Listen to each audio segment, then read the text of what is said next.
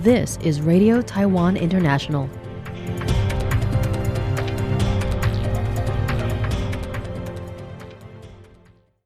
Welcome to the news on Radio Taiwan International. I'm Amanda Stevens, coming to you from Taipei, Taiwan. We begin with a look at today's top stories for Monday, June 1st.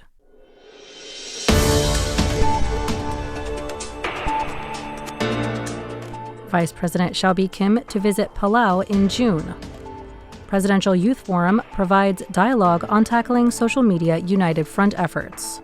And the foreign minister outlines 4 areas to deepen Taiwan-Europe ties. But first, today's top story. Vice President Xiaobi Kim will visit Palau on June 6th, marking her first visit to one of Taiwan's diplomatic allies since taking office in 2024. The announcement came from the presidential office on Monday. Xiao will travel to the Republic of Palau on June 6th for a 5-day state visit. Presidential office spokesperson Karen Guo said during a press conference that relations between Taiwan and Palau have been close and friendly since they were established. President Lai Ching-te's first overseas visit after taking office was to Palau, and Palauan President Tsurangho Whipps Jr. has visited Taiwan multiple times in recent years. Guo said that Xiao's visit will have 3 aims: deepening bilateral ties, assisting Palau in promoting sustainable tourism, and witnessing the achievements of Taiwan-Palau collaborations in healthcare, agriculture and fisheries, and public infrastructure. President Lai Ching-te participated in a youth forum hosted by Business Today in Taipei on Saturday, May 30th. He took advice from high schoolers and spoke on the special attention needed for social media platforms such as TikTok and RedNote or Xiaohongshu. At the event, Lai interacted with high school students from across the country, listening to their concerns and engaging in dialogue on various topics. The president revisited his stance on strengthening national security and economic resilience, and his goal to shift Taiwan away from economic dependence on China. He also underscored Taiwan's determination to avoid conflict and stand with other democratic countries. On the subject of China's United Front tactics, Lai and the students discussed the multi-layered threats aimed at undermining Taiwan's sovereignty and national identity, especially in the soft power posed by social media. When discussing the importance of applying critical thinking while using these apps, students from Kangchao International School suggested modeling Taiwan's history classes after the United States Advanced Placement courses. They argued that these classes, which emphasize comparison and analyzing the cause and effect of historical events on present-day realities, would likely equip Taiwanese students with stronger critical thinking skills to counter Chinese social media's redacted history.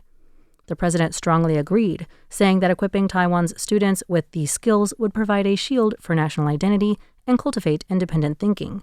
He noted that social media apps such as RedNote may present a skewed narrative, presenting China as a good guy actor to future generations, if not handled carefully. Lai said, "We must not allow TikTok or RedNote to constantly indoctrinate people with false ideas 24/7, 365 days a year. As president, I have always considered this a very serious issue. If this is not handled properly, over time, Taiwan may lose the will to defend democracy and come to view China as a benevolent force. Even if it wants to annex or invade us, we may perceive it as a friend that poses no threat to Taiwan. We could lose the will to protect our own country."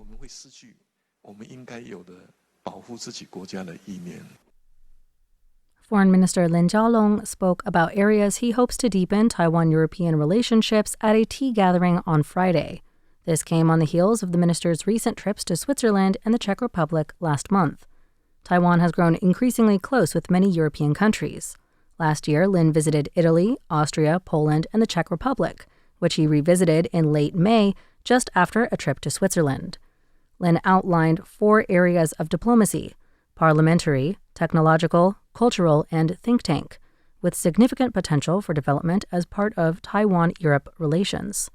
Lin said, "I think there are 4 areas of diplomacy in Europe with significant potential. Parliamentary diplomacy, technology diplomacy, they all want to cooperate with Taiwan, cultural and think tank diplomacy. Whenever I visit European think tanks, the CCP will protest strongly, but those protests aren't necessarily effective because European countries saying that think tanks are meant to provide other opinions." Lin's comprehensive diplomatic strategy, implemented upon taking office, encompasses 14 areas in total, including those mentioned Friday. However, the strategy also includes more varied aspects of culture, such as healthcare, the environment, NGOs, cities, and sports, as avenues Taiwan can use to make connections with other friendly countries. The Taipei Representative Office in Singapore launched the 2026 Taiwan International Plant-Based Festival from Saturday to Monday. The event partnered with the Culture Ministry, MIT Agriculture, Mitagri, and Michelin Green Star restaurant Yangming Spring to promote healthy and sustainable food culture. The inaugural event took place on the Foguangshan campus in Singapore, featuring vegetarian cooking demonstrations, charity, and agricultural product showcases. Representative Tong Zhen-Yuan said he hopes the festival will deepen industrial and cultural exchanges between Taiwan and Singapore. The Yangming Spring culinary team traveled to Singapore to guide Foguangshan volunteers in preparing Taiwanese-style dishes using local ingredients, including mushroom and bamboo shoot congee and traditional rice rolls.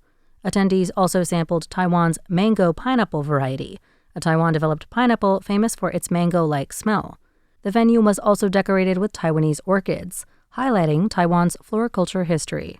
Mitagri chairperson Tang Xiuhua attended the event to explore marketing opportunities for Taiwanese agricultural products in Singapore. The festival series will continue through September, with a vegetarian education forum scheduled for June 6th and a themed exhibition opening on June 30th. A tea shop with Chinese character signage has opened on a street corner in Sloviansk, a frontline city in eastern Ukraine, drawing local residents and soldiers with offerings of pu'er, oolong, and other Chinese teas. The shop, decorated with traditional Chinese rope knots and palace-style ornamentation, has become an unlikely haven of calm amid the ongoing war. Owner Tatiana began packing small bundles of tea into coffee orders and offering free samples, introducing skeptical customers to Chinese tea culture. She found particular success marketing to male customers hooked on energy drinks. Many soldiers stationed in the city now carry tea cakes while on duty. The shop stocks a wide range of teas, including Alisan Oolong from Taiwan, alongside pu'er bricks. Tatiana sources Chinese teas through a merchant she met in Kharkiv, who imports directly from Taiwan and China. The Taiwan-sourced GABA tea has already sold out. Operating near the front line presents constant challenges, particularly water and power outages, which Tatiana manages with a power generator and voltage stabilizer. One regular customer told CNA how Chinese culture reshaped his morning routine, saying, "Now I eat breakfast first, then spend 30 minutes drinking tea. The whole rhythm slows down." Jin Yuyuan Puppet Theater is coming to Canada this summer, with the goal of ingraining this fun part of Taiwan's intangible heritage in the larger international consciousness. Puppets spin and clash in elaborate combat sequences on a small wooden stage as the Jin Yuyuan Puppet Theater prepares for its upcoming international debut.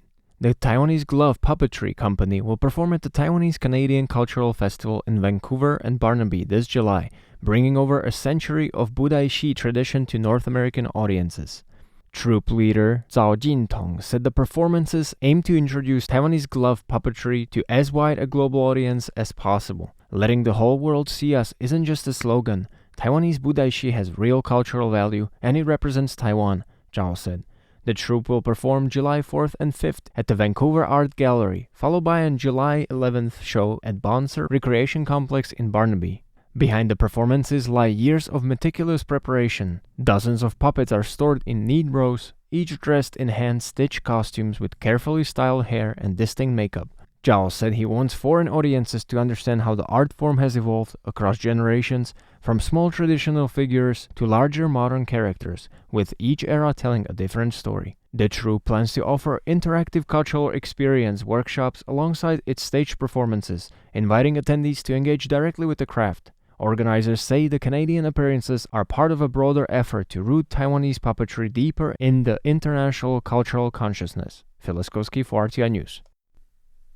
Thanks for joining me for the news. I'm Amanda Stevens. Stay tuned for another 50 minutes of English language features, brought to you by Radio Taiwan International.